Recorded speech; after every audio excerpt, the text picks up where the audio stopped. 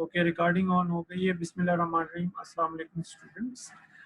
In this session of ECD, we will be solving these 4 questions. इसमें सबसे पहला question देखिए, determine the input impedance, the output impedance and the output voltage for the figure 8.76. ये right side पे आपको figure नजर आ रही है amplifier. If the input voltage is 20 millivolts. ठीक है, इस सवाल को करने के लिए हमें जो फार्मूलाज दिए गए हैं वो ये मौजूद हैं. इस सब्जेक्ट में आपको फार्मूला जाएंगे तो आपको बिल्कुल फिक्रमंद होने की ज़रूरत नहीं है. फार्मूलाज जो हैं उनके मुताबिक हम इंशाल्लाह इस क्वेश्चन को सॉल्व करेंगे. सबसे पहले हम देखते हैं कि जो हमारे पास Z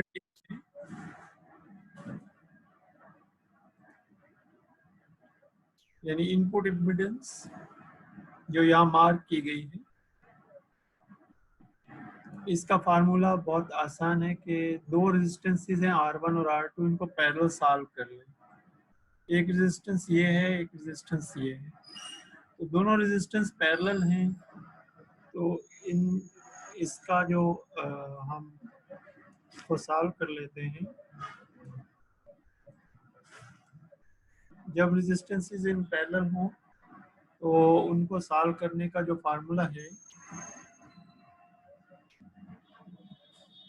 वो हमने पढ़ा हुआ होगा कि रेजिस्टेंसेस को हम आपस में क्या कहते हैं, मल्टीप्लाई करते हैं और उसके बाद उसके सम से डिवाइड कर लेते हैं.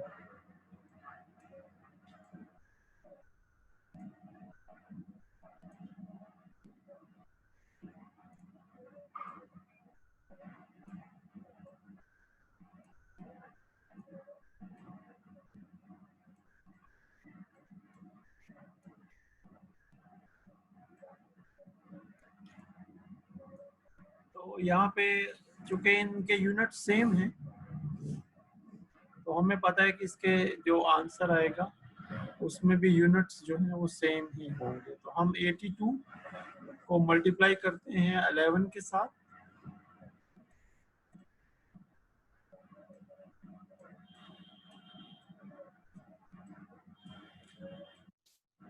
और इसको डिवाइड कर देते हैं 82 प्लस 11 के साथ.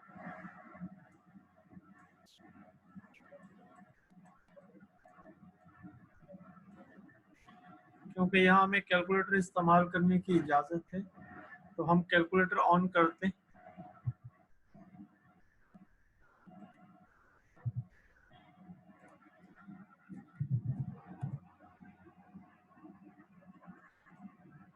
अच्छा, ये इसकी शेयरिंग दोबारा हो सकता है आपको कैलकुलेटर नज़र आ रहा है या नहीं आ रहा. तो 82 प्लस 82 इंटू 11 और इसके बाद जो भी इसका आंसर आए डिवाइडेड बाय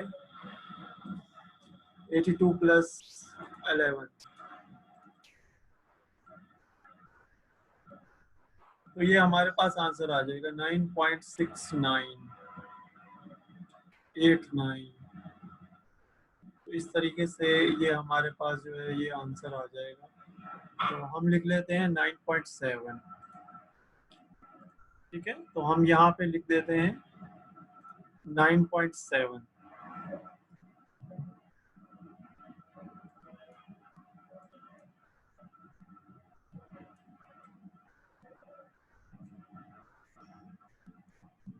यूनिट वही होंगे, मेगा ओम्स. ओके, ये सवाल समझ में आया है या नहीं? समझ आ गया. ये तो आप लोगों ने बेसिक इलेक्ट्रिकल इंजीनियरिंग जब पढ़ा होगा पहले सेमेस्टर में, तो उस वक्त आप लोग रेजिस्टेंसेस जो हैं वो कैलकुलेट करते होंगे सीरीज में और पैरेलल में. ये वही चीज़ है, इससे अलावा नहीं है.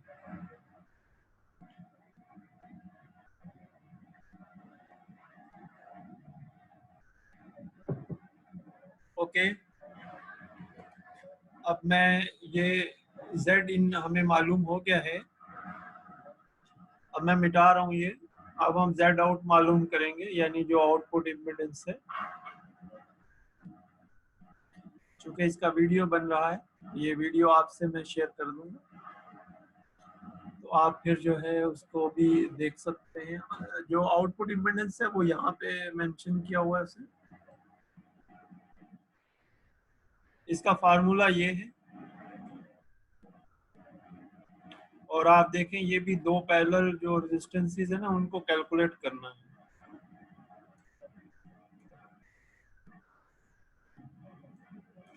तो इन दोनों रेजिस्टेंसेस को, ये RD है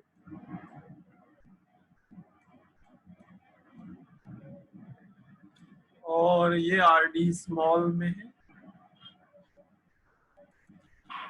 इन दोनों को आपस में मल्टीप्लाई कर दें, दोनों के यूनिट सेम है, किलो ओम्स, ये भी किलो ओम्स में है। तो 2 मल्टीप्लाइड विद 50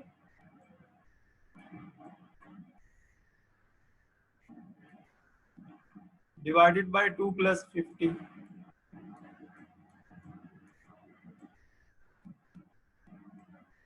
तो क्या आंसर आ गया? 100 डिवाइडेड बाय 52। बताएं जरा क्या आंसर है?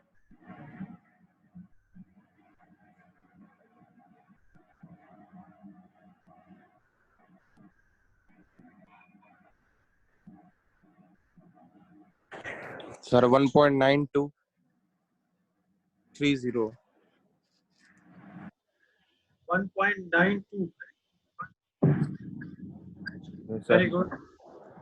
अच्छा, मुझे कोई ये बताए कि इसके यूनिट क्या होंगे?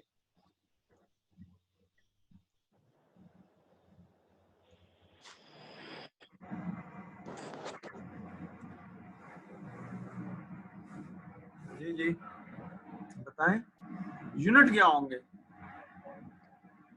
देखिए, इम्पीडेंस है ना, यूनिट तो ओम्स में ही होंगे, लेकिन चूंकि ये किलो ओम्स है ना, तो किलो ओम्स इसके यूनिट्स होंगे।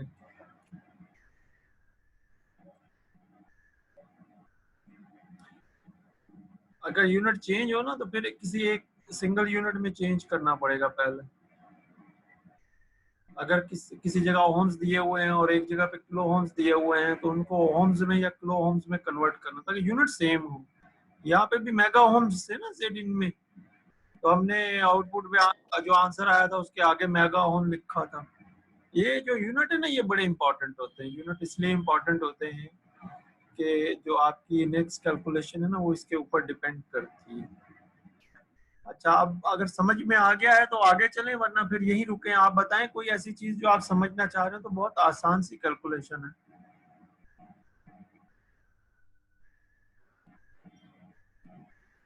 जी फादर। नहीं सब तो समझ आ रहा है सर।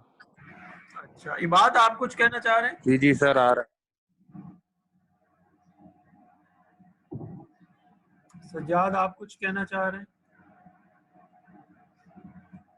जी सज्जाद। नहीं सर, नहीं समझ आ गया। चलो, वेरी गुड। जी सर, समझ आ गया। तो अब तीसरा पार्ट करते हैं ना इसका।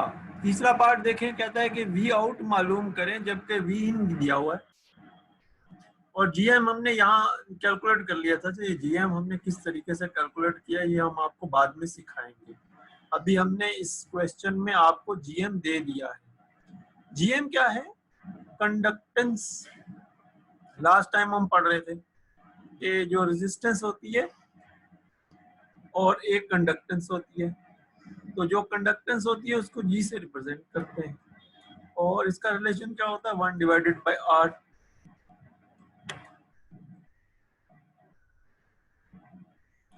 ठीक है, और ये तो डीसी में होती है।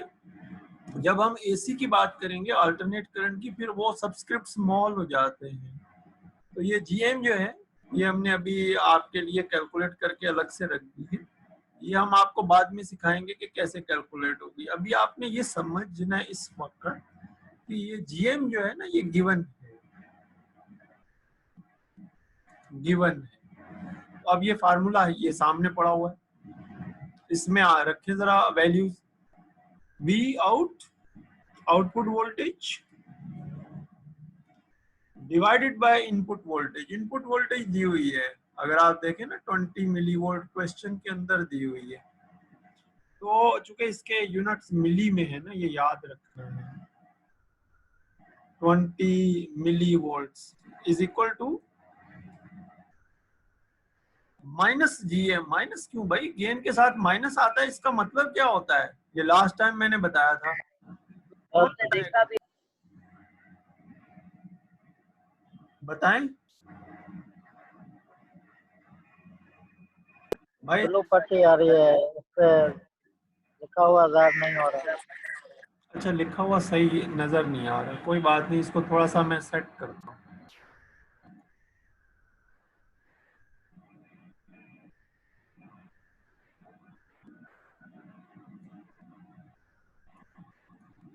चलो भाई, अब बताओ जरा। We not divided by 20 is equal to minus, फार्मूले के अंदर माइनस है, माइनस जीएम। जीएम ये लिखा हुआ है 5.49।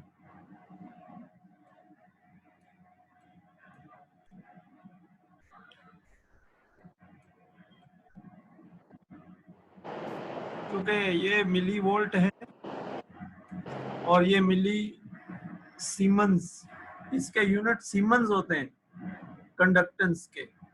Siemens multiplied with R D, parallel with R D, वो हमने पहले मालूम करके रखा हुआ है, तो इसके साथ मल्टीप्लाई कर देते हैं, मल्टीप्लाइड विद।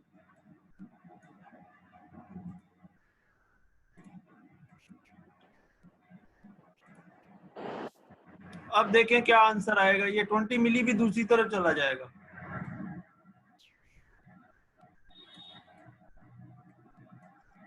अब इसको आपस में मल्टीप्लाई करना है। ये मिली है ना और ये किलो है, तो मिली और किलो आपस में कट जाएंगे, ये भी याद रखना है। या इसका एक और तरीका है कि पहले स्टैंडर्ड यूनिट्स में कर लें। स्टैंडर्ड यूनिट्स क्या है कि जैसे ये मिली में है तो सारी चीजें मिली में कर लें, अगर किलो में है तो सारी चीजें किलो में कर लें। या ये करें कि मिली की जगह 10⁻³ लिख लें और के की जगह पे 10⁻³ लिख लें। ठीक है, ये चीज समझ में आ रही है? इसके यूनिट्स सीमेंस हैं, इसके यूनिट्स वोल्ट्स हैं। जी सर। तो जब हम इनको कैलकुलेट करेंगे तो अब हम इसको मल्टीप्लाई करने जा रहे हैं। माइनस यूनिट हम एक तरफ कर लेंगे, यूनिट को हम बाद में एड्रेस करते हैं। 5.49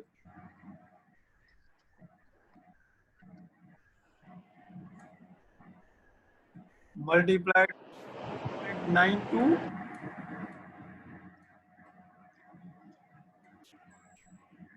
मल्टीप्लाइड विद 20, जो ये दूसरी तरफ से आ रहा है।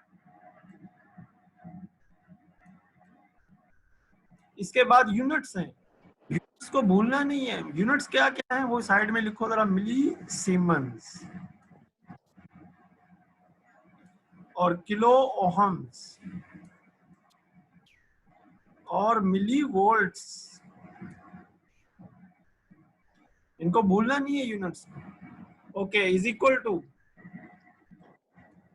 माइनस ही रहेगा। अब इसको मल्टीप्लाई करके जरा बताएं क्या आंसर आ रहा है।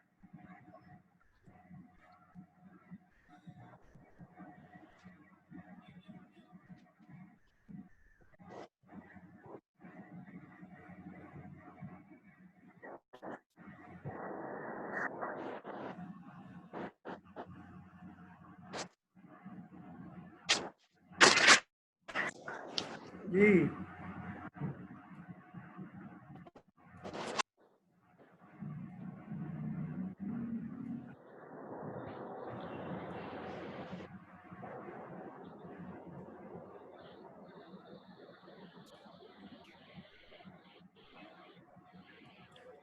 210.82 आ रहा है मेरे पास। आपके पास क्या आ रहा है? जरा कैलकुलेटर से निकालें। यही आ रहा है सर। Okay, very good. अब जो है वो ये मिली सीमेंस जो है ये किलो ओहम्स के साथ कैंसिल हो जाएगा। कैसे? क्योंकि इसके यूनिट्स जो कंडक्टेंस है इसके यूनिट सीमेंस में है और जो रेजिस्टेंस है इसके यूनिट्स ओहम्स में है। ये आपस में एक दूसरे के वो हैं, मतलब मुखालफ है। तो ये सिमंस इस ओहम्स के साथ कट जाएगा, और 1 किलो को 10⁻³ है, और ये 10⁻³ है जो मिली होता है, ये आपस में कैंसिल हो जाएंगे, बाकी सिर्फ मिली वोल्ट बचेगा। और हमें पता है वोल्ट के जो यूनिट्स हैं वो जो आउटपुट वोल्टेज है उसके यूनिट्स क्या होते हैं, वोल्ट्स। Yes sir. आंसर आएगा हमारा मिली वोल्ट्स में। इनपुट भी मिली वोल्ट्स में है 20, आउटपुट भी मिली वोल्ट्स में है 210।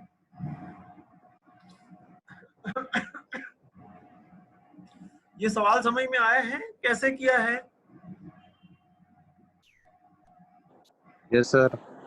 बेटा यूनिट्स जो है ना ये बहुत इंपॉर्टेंट, ये रफ में जरूर कर लेने हैं, ये यूनिट्स कैलकुलेट करके आंसर लिखना है।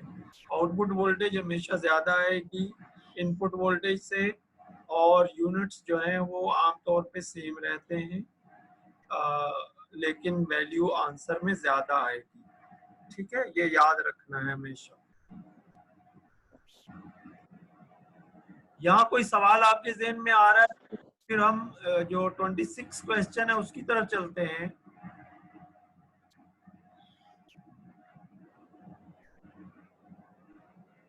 नहीं सर। ठीक हो गया,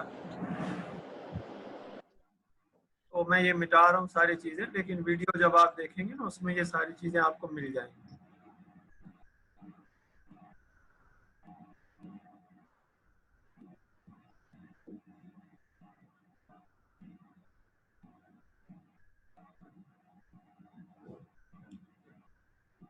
ट्वेंटी सिक्स की अब हम बात कर रहे हैं। अच्छा, 26 जो है इसका हमें फार्मूला पहले ढूंढना पड़ेगा। इसमें ये लिखा है कि प्रॉब्लम 25 को रिपीट करें, यानी ये जो ऊपर प्रॉब्लम है इसको रिपीट करें, और कैपेसिटर्स को यानी CS कैपेसिटर जो है इसको आप हटा दें।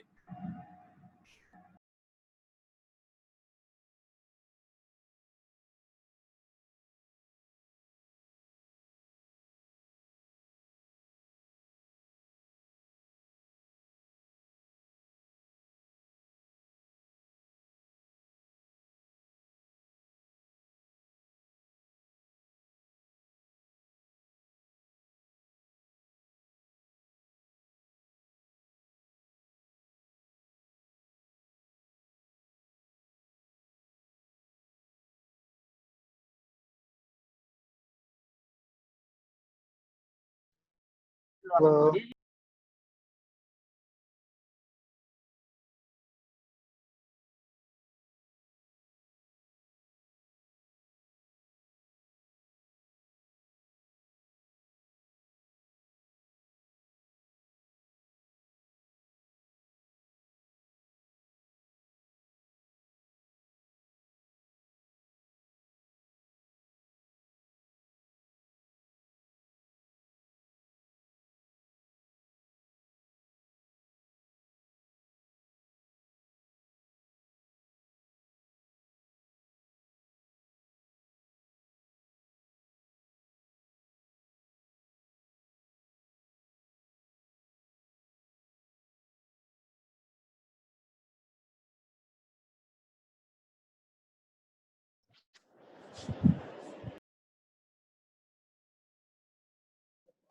सर आपकी आवाज नहीं आ रही।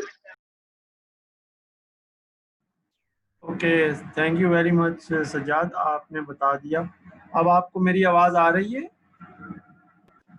जी sir. Okay, thank you very much. मैं रिपीट कर देता हूँ। देखिए यहाँ पे अब हम क्वेश्चन नंबर 26 पे। क्वेश्चन नंबर 26 में उसने कहा है कि जो कैपेसिटर CS है इसको रिमूव कर दे। अच्छा, यहाँ हमारे पास अजान हो जाएगी, जैसे ही अजान शुरू हो जाएगी ना तो थोड़ी देर के लिए रुक जाएंगे।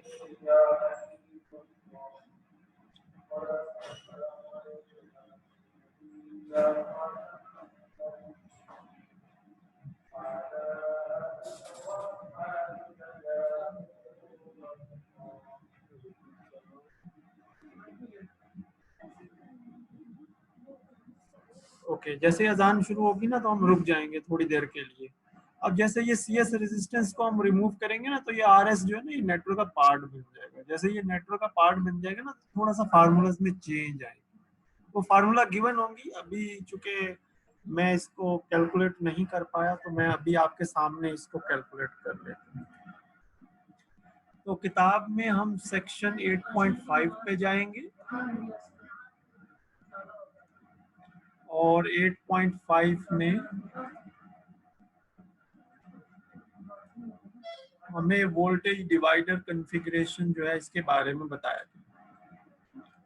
अब हम थोड़ा सा आगे चलते हैं। देखें, ये वही फार्मूला है, ये वही सर्किट है, सिर्फ आपको वैल्यूज दी हुई थी। ठीक है, R1 की वैल्यू दी हुई थी, R2 की वैल्यू दी हुई थी, RS और RD की वैल्यू दी हुई थी, VDD की वैल्यू दी हुई थी, और इनपुट की रेजिस्टेंस की, इनपुट वोल्टेज की वैल्यू दी हुई थी। ये वही फार्मूलाज हैं जो अभी हम इस्तेमाल करके आए हैं। इसमें एक कंडीशन है, अगर ये कंडीशन फुलफिल हो जाए तो ये फार्मूला भी इस्तेमाल हो सकता है। ये वो नेटवर्क्स हैं जो आपने वर्कआउट करके मुझे भेजे थे। ये लास्ट फार्मूला है। अच्छा, इसमें जो क्वेश्चन पढ़ने वाला है जो हमारी हेल्प करेगा, वो ये वाली लाइन है। Note that the equation for Z0 and AV are the same as obtained for the fixed bias and self bias with bypass RS configurations. The only difference is the equation for Z in. हम थोड़ी देर के लिए stop करेंगे।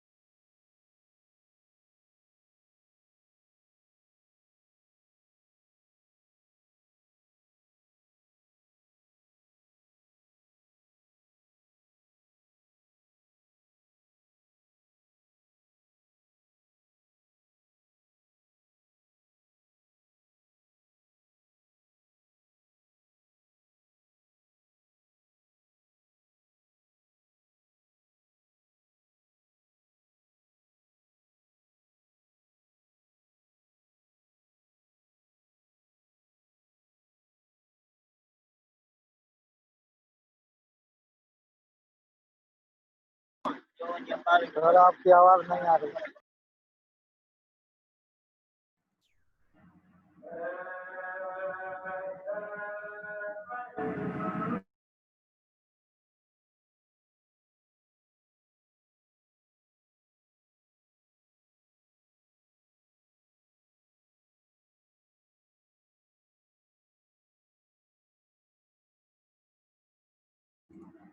Okay, अल्हम्दुलिल्लाह अजान तो माशाल्लाह हो गई। अच्छा, अब जो फार्मूला उसमें यूज होगा ना वो ये वाला है। थोड़ा मैं इस फार्मूले को यहाँ से जरा कॉपी पेस्ट कर लूँ ताकि हम उसको उस जगह पे लिख लें। ठीक है, आपके साथ बात करते करते मैं ये काम भी कर लेता हूँ। नोट्स बनाने का इतना टाइम मिल नहीं पाया किसी वजह से, तो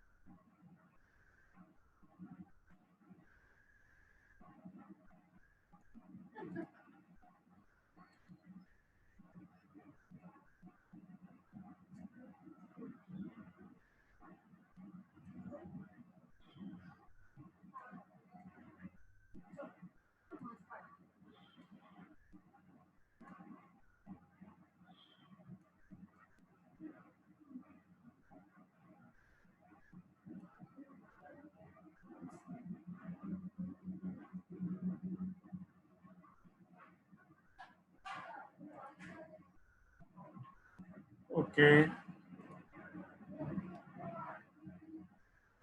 thank you very much. Okay, अच्छा ये फार्मूलाज जो हैं ये हमने एक और कॉन्फ़िगरेशन से निकाले हैं, और ये फार्मूलाज जो हैं ये आप देख रहे होंगे कि काफ़ी ज़्यादा इसमें जो वैल्यूज़ हैं, यानी कैलकुलेशन जो है वो काफ़ी ज़्यादा है।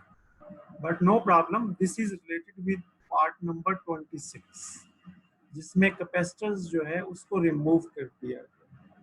ये फार्मूलाज चूँकि किताब में ऐसी कोई कॉन्फ़िगरेशन नहीं दी गई जो वोल्टेज डिवाइडर से लिंक कर रही हो जिसमें ये कैपेसिटर मूव कर दिया गया, तो हमने एक ऐसी कॉन्फ़िगरेशन जिसमें कि ये वैल्यूज दी गई थी वहां से ये फार्मूला जो है ये पिक किया। तो आप लोगों को इसमें फिक्रमंद होने की जरूरत इस सेंस में नहीं है।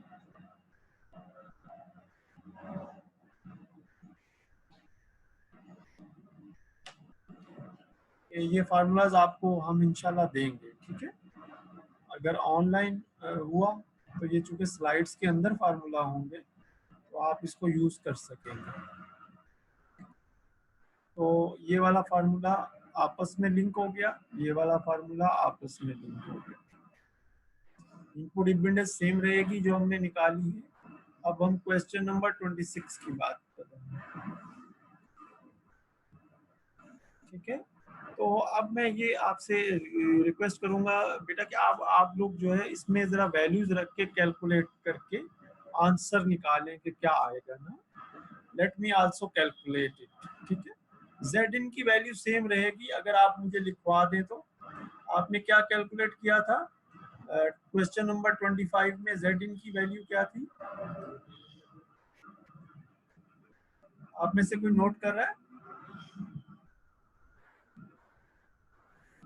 नो प्रॉब्लम, अगर नोट नहीं भी कर रहा तो क्वेश्चन नंबर 25 का आंसर हमने लिख के रखा हुआ है 9.7 मेगाहर्ट्ज। तो ये वैल्यू जो है ये 9.7 मेगाहर्ट्ज है।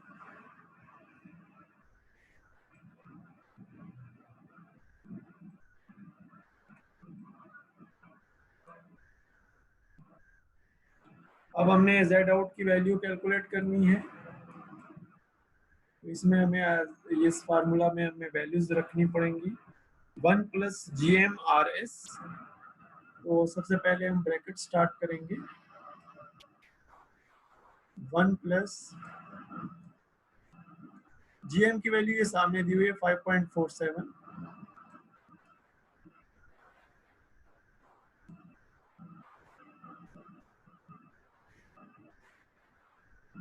ये चूंकि एम में है ना, मिली है, मिली, इसके साथ मिली लिखना होगा, multiplied with R S. R S हमें 610 ओहम्स दिया हुआ है,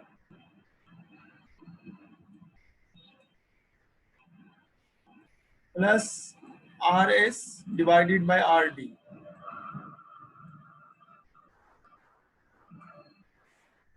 आर डी की वैल्यू 50K है, बहुत स्मॉल सी वैल्यू आएगी ये,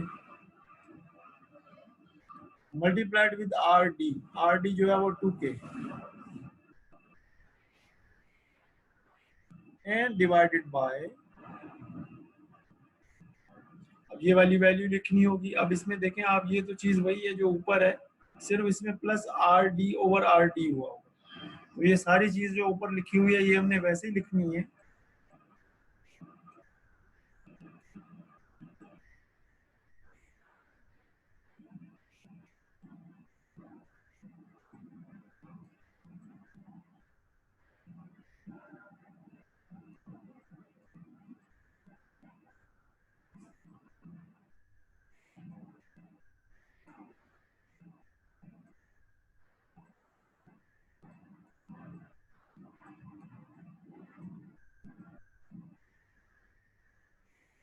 और इसमें एक ऐड करना है R D over R D, यानी 2K divided by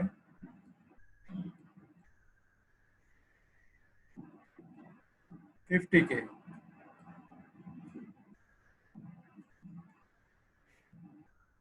okay, very good. अब आप इसकी वैल्यू जरा कैलकुलेट करें कि क्या आंसर आएगा। मैं भी कैलकुलेट करता हूं, आप भी कैलकुलेट करें, ठीक है।